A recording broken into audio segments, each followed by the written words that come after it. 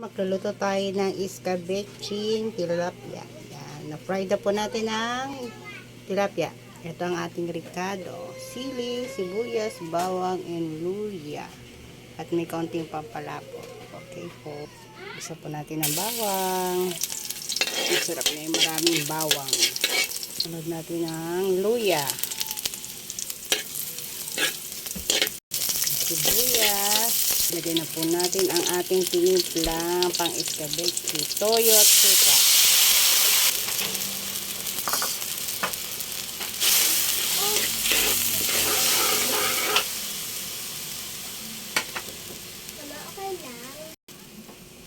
Tayin po natin siyang kumulo na mabilis lang po naman niya maluto. Okay. Ting pampalapot. Ayan. Ayan na po yan. At pwede na po siyang lagyan ng isda. Lagyan na po natin ng isda. Yes.